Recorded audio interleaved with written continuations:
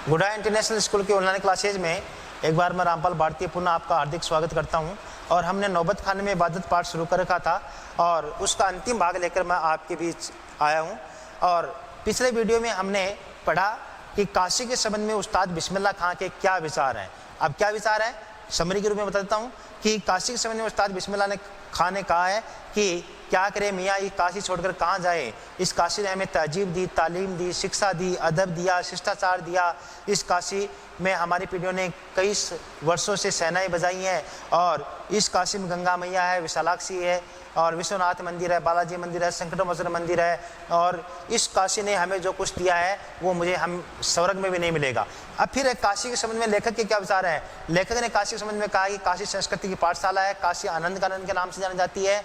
और साथ ही लेखक ने बताया है कि काशी में पंडित विद्याधरी महाराज है, पंडित कंठे महाराज है, पंडित मौजूद्दीन खान है, गंगा मैया है, विश्वनाथ मंदिर है, विशालाक्षी मंदिर है और इन ऋषिकों से उपकृत होने वाला अपार जनसमूह है। इसके बाद एक सादगी और सरलता का प्रसंग आया था। एक शिष्य ने डर देते ये कहा था कि अब ये फटी तहमद आप न पहना करें, और क्योंकि अब आपको भारत रत्न मिल चुका है। इस पर बहुत ही सादगी भरा और अंदाज में किसने कहा, उस्ताद बिस्मिल्लाह खां ने जवाब दिया कि ईश्वर से प्रार्थना है कि वो चाहे फटी तहमद प्रदान कर दे मगर फटासुर कभी नहीं बख्शे। और इससे पता चलता है कि वो कला के एक अनन्य उपासक हैं। उसके बाद बात सन 2000 की है।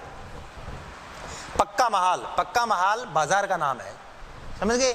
जो काशी विश्वनाथ से लगा हुआ अधिकतम इलाका है वो बाजार क्या कहलाता है, पक्का महाल से मलाई बर्फ बेचने वाले जा चुके हैं। खां साहब को इसकी कमी खलती है। अब देसी घी में वह बात कहाँ और कहाँ वह कचौड़ी जलेबी। खां साहब को बड़ी शिद्दत से कमी खलती है। अब संगतियों के लिए गायकों के मन में कोई आदर नहीं रहा। खां साहब अफसोस जताते हैं, अब घंटों रियाज को कौन पूछता है। हैरान है बिस्मिल्लाह खां, कहाँ वह कजली, कहाँ वह चैती और कहाँ वो अदब का ज़माना। बिल्कुल सही कहा है उस्ताद बिस्मिल्लाह खां ने।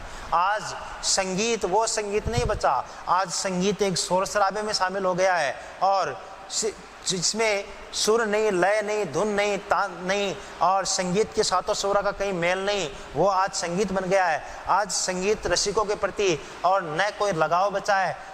कौन जो पुराने ज़माने के थे, और न कोई रियाज करता है, न कोई अभ्यास करता है और ऐसे ही मान सम्मान के सब अधिकारी बने बैठे हैं। ये सब कामें, ये सब बातें हैं वो उस्ताद बिस्मिल्लाह खां को खलती हैं, उन्हें बहुत दुख पहुंचाती हैं कि न तो वो अब उन चीज़ों में मिठास रहा, न कला के प्रति, न कलाकारों के प्रति लोगों के मन में शिष्टाचार की भावना रही, न सम्मान की भावना रही और न अब ज़्यादा रियाज को कोई पूछता है।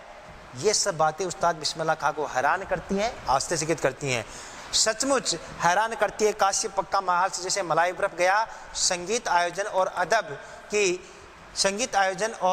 अदब की बहुत सी परंपराएं लुप्त हो गई। और ये बात बिल्कुल भी सही है। क्यों, कैसे सही है? क्योंकि आज के दौर को अगर देखें और आज से 40 साल 50 साल पहले के दौर को देखें, संगीत के दौर को देखें, तो हम इतना अंतर पाएंगे कि आज वो लोग समाज में नाम सम्मान कमा रहे हैं जिन लोगों को गीत संगीत की, नृत्य की, कला की कोई जानकारी नहीं है, और जिन लोगों को संगीत को एक आराधना समझा, संगीत को एक विधि विधान समझा, गुरु शिष्य परंपरा को आगे बढ़ाया, उन लोगों का आज नाम सम्मान नहीं बचा। इसलिए ये बातें खलती हैं। हाँ, पक्का महाल से जैसे मलाई बर्फ गया, संगीत गया, साहित्य गया और बहुत अदब की परंपराएं लुप्त हो गई। एक सच्चे सुर साधक और सामाजिक की भांति, हाँ, बिस्मिल्लाह खां साहब को इन सब की कमी खलती है। काशी में जिस तरह बाबा विश्वनाथ और बिस्मिल्लाह खां एक दूसरे के पूरक रहे हैं, उसी तरह मुहर्रम, ताजिया और होली, अबीर, गुलाल की गंगा जमुनी संस्कृति भी एक दूसरे की पूरक रहे हैं। अभी बहुत जल्द ही बहुत कुछ इतिहास बन चुका है और बहुत कुछ इतिहास बन जाएगा। उस्ताद बिस्मिल्लाह खां जैसे लोग कहाँ बचे हैं। जब भारत आज़ाद हुआ था तो लाल किले की प्राचीर पर उस्ताद बिस्मिल्लाह खां ने शहनाई बजाई थी स्वतंत्रता की, और इकबाल जैसे लोग, डॉक्टर अब्दुल कलाम जैसे लोग और ऐसे लोग जिन लोगों के कारण ये भारत जाना जाता है, जिन लोगों के कारण गंगा जमुनी संस्कृति जानी जाती है, लेखक कह रहा है कि ये लोग अब इतिहास बन गए हैं और भी बहुत कुछ इतिहास बन जाएगा, मगर ऐसे लोग आएंगे कहाँ से। इसलिए कहा है कि ऐसे लोग होली अबीर अर्थात होली और अबीर, मुहर्रम और ताजिया जो गम का त्यौहार है, जो रंगों का त्यौहार है, एक दूसरे के प्रतीक हैं, ये गुलाल की गंगा और जमुना संस्कृति को साथ लेकर चलने वाले लोग थे। और लेखक क्या कह रहा है कि फिर भी जो कुछ बचा है थोड़ा बहुत, जो सिर्फ कहाँ है, काशी में है। काशी आज भी संगीत के थाप पर जगती है और संगीत के थाप पर ही सोती है। आज भी काशी संगीत के स्वर पर सोती है और संगीत के स्वर पर जगती है।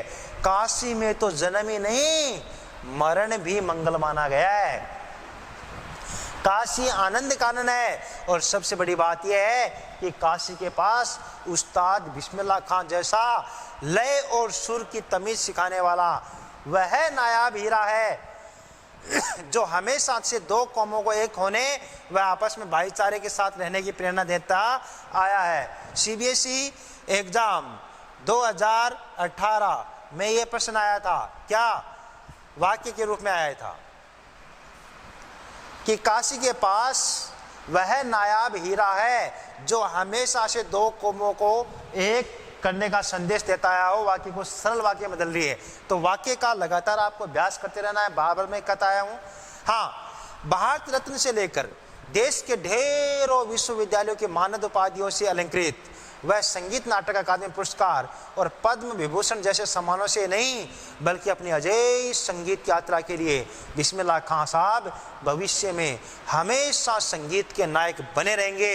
90 वर्ष की भरी पूरी आयु में 21 अगस्त 2006 को संगीत रसिकों की हार्दिक सभा से विदा हुए खां साहब की सबसे बड़ी देन हम यही है कि पूरे 80 वर्ष उन्होंने संगीत को संपूर्णता व एकाधिकार के साथ जिया और इस प्रवृत्ति को अपने भीतर सीखने की जिजीविषा को जिंदा रखा। इस आधार पर हम कह सकते हैं कि उस्ताद बिस्मिल्लाह खां कला के अनन्य उपासक हैं।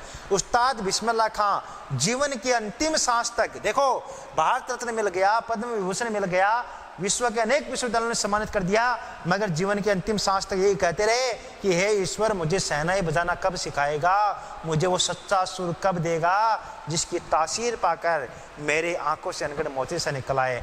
के आधार पर हम कह सकते हैं कि उस्ताद बिस्मिल्लाह खां कला के अनन्य उपासक थे। तो ये है यतीन्द्र मिश्र का लिखा हुआ उस्ताद बिस्मिल्लाह खां के व्यक्तित्व पर लिखा हुआ व्यक्ति चित्र। उम्मीद करता हूं कि ये पाठ आपको अच्छी तरीके से समझ में आ गया होगा और स्टेप बाय स्टेप इस पाठ को याद करें। 1916 से लेकर 1922 तक के आसपास की काशी, पंचगंगा घाट, बालाजी मंदिर, आमिरुद्दीन, शमसुद्दीन, अली बख्श खां और सादिक हुसैन, उसके बाद में डुमराव, सोन नदी, उसके बाद में सह प्लस नए शहनाई, उसके बाद में नाना बजाते हैं, उसके बाद में रसूलन भाई, बतुलन भाई, कुलसुम हलवाइन और मुहर्रम का त्यौहार, उसके बाद में काशी के संबंध में लेखक के विचार, काशी के संबंध में उस्ताद के विचार, काशी किस प्रकार का आध्यात्मिक शहर है और शिष्या ने क्या कहा। स्टेप बाय स्टेप हर प्रसंग आपके याद हो तो ये बहुत आसान बन जाता है। उम्मीद करता हूँ कि आपको अच्छा लगा होगा। क्षितिज का अंतिम चैप्टर आज कंप्लीट हो गया है।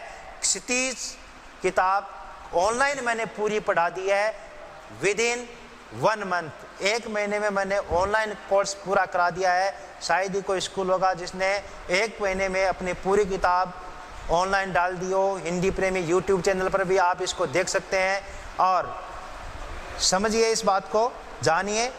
और अब मैं कृतिका आपके बीच लेकर आऊँगा। अगला वीडियो होगा वो कृतिका का होगा जिसमें माता का अंचल पाठ में लेकर आऊँगा, कृतिका भाग 2 का। पढ़ते रहे, मस्त रहे और आत्मनिर्भर भारत में अपना योगदान देते रहे। बहुत बहुत धन्यवाद।